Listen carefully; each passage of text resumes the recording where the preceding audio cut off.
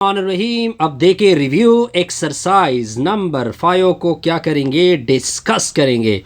तो MCQs number 1 क्या आ रही है, कहते हैं कि इसमें ए की वैल्यू आपके पास क्या होगी। तो देखते जाइए, आपने सिंपल 7a फिर -5 लेस देन 2a + 8 को उठा लेना है जी। इसको इधर शिफ्ट करोगे तो 7a में से 2a को सब्ट्रैक्ट करोगे, इधर उसको उधर शिफ्ट करोगे तो 8 + 5 हो जाएगा। इससे तो 13 आएगा, इससे 5a बनेगा, लेस देन 13 होगा। 5 से डिवाइड करोगे तो a लेस देन 13 के नीचे क्या होगा, 5 इसका आंसर आएगा। तो 13 के नीचे 5, इसका मतलब है ये 18 था। क्या था जी, 18 था। तो ये 23 बनेगा। तो ये करेक्ट ऑप्शन ये होगा।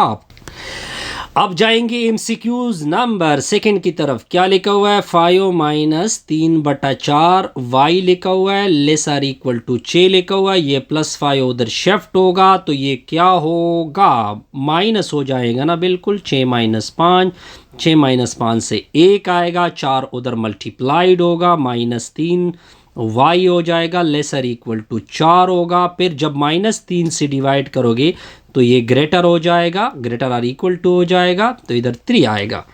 तो इसका मतलब है कि minus greater or equal to क्या होगा, ये इसका करेक्ट ऑप्शन होगा। अब आते हैं जी नेक्स्ट एमसीक्यूज की तरफ।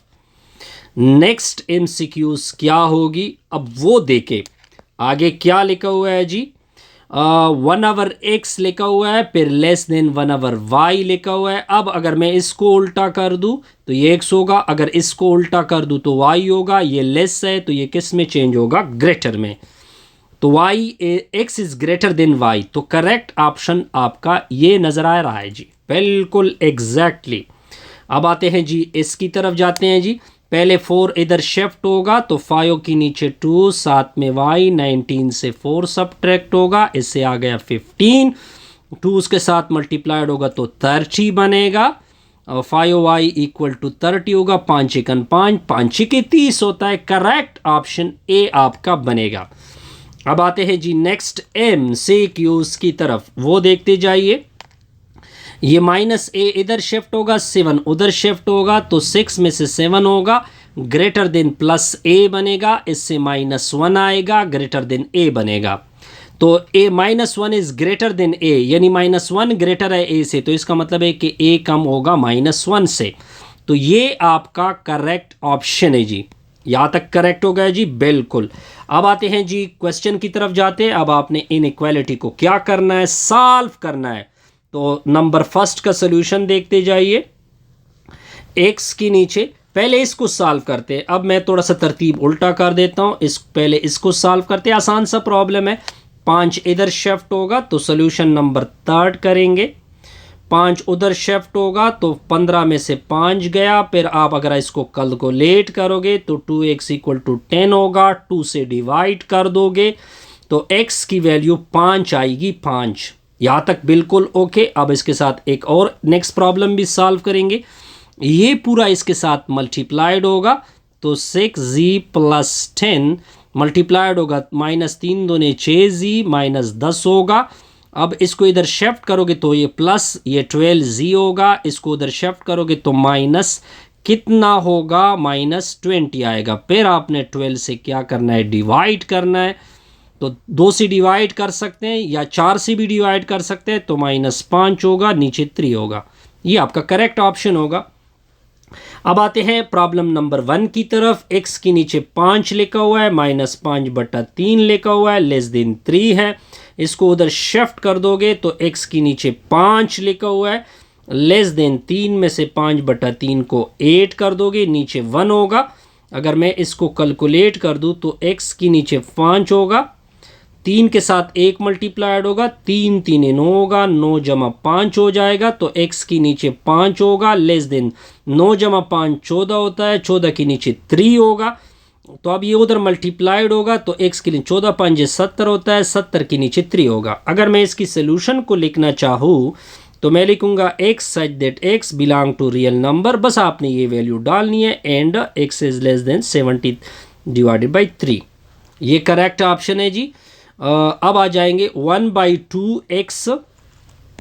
नेक्स्ट है प्रॉब्लम नंबर 2, 1/2x माइनस, आगे क्या लिखा हुआ है, 1/2x minus 5 is equal to 1/3 होगा। इसको उधर शिफ्ट कर दोगे तो 1/3x, 1/3 में से 5 को 8 कर दोगे, इसके नीचे 1 लिखोगे।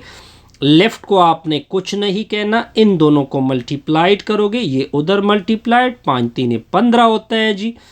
ठीक हो गया जी। तो 1/2 होगा, ये हो जाएगा, साथ में एक 16/3 होगा, 2 उधर मल्टीप्लाइड होगा, तो 32 के नीचे क्या होगा, 3। ये आपका रिक्वायर्ड आंसर होगा।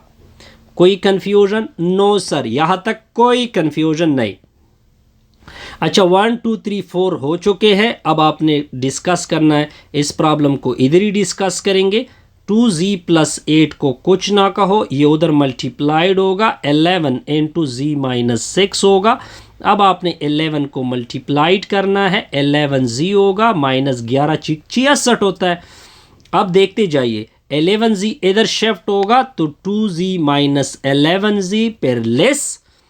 अब 8 -66 -8 होगा, तो इससे -9z होगा, लेस देन, इससे 74 आएगा, 74। नेगेटिव इसके साथ कैंसिल, जब नेगेटिव से कैंसिल होगा तो ये आपने ग्रेटर वाला सिंबल लगाना है। 9 से डिवाइड करोगे तो 74 के नीचे क्या होगा, 9 आएगा। अब 7 4 11, 9 से 3 से डिवाइड नहीं हो सकते, तो सोल्यूशन क्या होगी, z सच दैट z होगा बिलोंग टू रियल नंबर। फिर आपने इन चीज़ को लिखना है, z इज़ ग्रेटर देन 74 के नीचे 9 आएगा। बस अब इसके सारे प्रॉब्लम सॉल्व हो चुके। अब हम प्रॉब्लम नंबर 2 को सॉल्व करेंगे। तो प्रॉब्लम नंबर 2 के लिए पहले जगह स्पेस बना लेते हैं, फिर इसको कर लेते हैं। आसान से रिजल्ट है, इसमें कोई कंफ्यूजन नहीं होगी। बहरहाल इनी हाउ आसान से कैलकुलेशन है, कोई कंफ्यूजन नहीं हो सकती इसमें।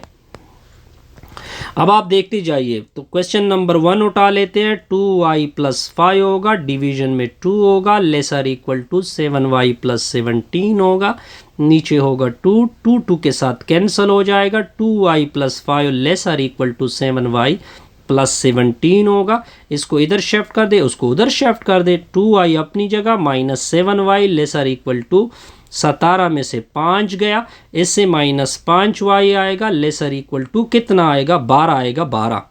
अब -5 से जब डिवाइड करोगे तो नेगेटिव वैल्यू से डिवाइड कर रहे हैं, तो ये वाला सिंबल आपने बस क्या करना है, चेंज करना है, -12 के नीचे 5। अगर आप सोल्यूशन लिखना चाहते हैं तो y सच दैट y लिखेंगे, बिलोंग टू रियल लिखेंगे, एंड लिखेंगे ये वाली वैल्यू, -12 के नीचे 5, ये आपका रिक्वायर्ड होगा। अब आते हैं जी इस प्रॉब्लम की तरफ। ये प्रॉब्लम भी आसान है, इसमें कोई इतनी हो ख़ास मुश्किल नहीं है। तो प्रॉब्लम नंबर 2 देखते हैं। 2x - 5, नीचे 3 है, लेसर इक्वल टू 3 है, 3 उधर मल्टीप्लाइड कर दोगे तो इससे 9 आएगा, लेसर इक्वल टू 9, उधर शिफ्ट कर दोगे तो ये 9 में से +5 हो जाएगा, 2x is lesser equal to, इससे 14 बनेगा। अब आपने 2 से जस्ट इसको क्या करना है, डिवाइड करना है। तो 2 से दोनों अतराफ को डिवाइड करोगे तो x is lesser equal to 7 होगा। सोल्यूशन बड़ा सिंपल होगा, x सच दैट x होगा, बिलोंग टू में रियल होगा। अब आपने एंड लगाना है और ये वैल्यू लगा ले, सिंपल सा रिजल्ट है जी। कोई कन्फ्यूजन? नो सर, कोई कन्फ्यूजन नहीं। Best wishes, good luck.